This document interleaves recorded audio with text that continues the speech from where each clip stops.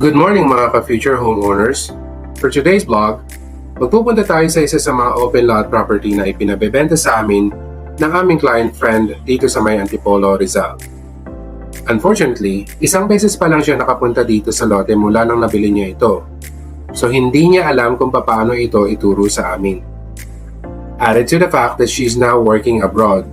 So therein lies the challenge for us bilang isang ahente. Kung paano ito matunton. Siyempre, marami sa inyo magsasabing, i-Google Map mo na lang or i-Waze mo na lang yan. Pero things are not always as easy as it may seem, despite the advancements that we have today in terms of technology. Merong mga instances na ituturo ka ni Waze diretso sa bangin or ni Google Map diretso sa akala mo ay patag pero bundok pala.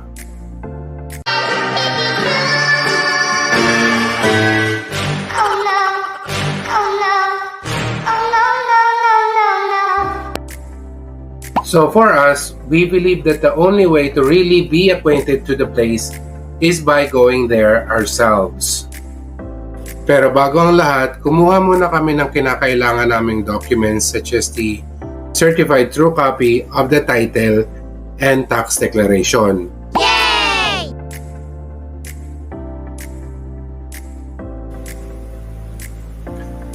Siyempre, nagtanong-tanong din kami dun sa mga tao dun sa Registry of Deeds kung paano makapunta dun.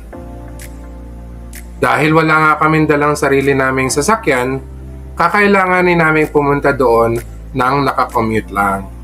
Oh yeah!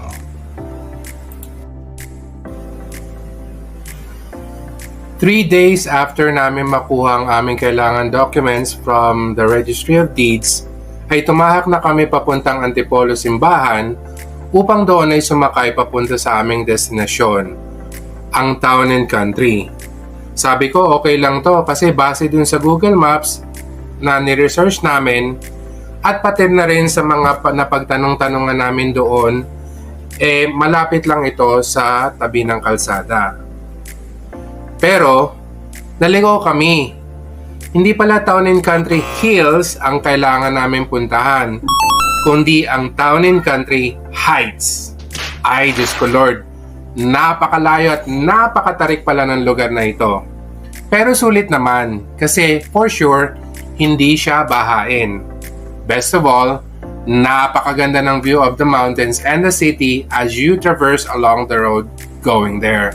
At yun na nga, after namin magpaikot-ikot ni Kuya tricycle driver na nirentahan namin at after ng suggestion ng isang aling na pagtanungan namin dun sa lugar, nagsabi siyang sa may Phase 1 clubhouse kami magtanong dahil naandoon ang mga HOA officers. At swerte, ang babait nga nila. Very accommodating yung isang officer na napagtanungan namin doon. So, sumakay ulit kami sa tricycle papunta dun sa mapa na itinuro nila. To tell you the truth, the place did not disappoint. Patag yung buong community where the lot is situated. Swerte pa at katabi lang siya nung Phase 3 clubhouse. Magaan ang aura ng lugar, very homey and accommodating. Hindi lang dahil sa isa siyang exclusive subdivision, pero dahil na rin sa mountainous sort of secluded vibe ng lugar. Feel namin that you can grow old here. Nung natunto namin yung lugar, kinailangan na namin magmadali. Kumuha lang kami ng iblang pictures and videos kasi nahihiya kaming tumambay doon at baka nagmamadali na nga si Kuya. Buti na lang at mabait at pasensyoso siya dahil hinatid pa niya kami hanggang dun sa Antipolo Simbahan. Mula doon ay madali na lang namin natahakan sakayan pabalik. Nagsimba na lang muna kami bago umuwi for good luck and blessing na maibenta namin yung property ng client friend namin as soon as possible. Watch out na lang sa susunod na mga post namin. Paalam!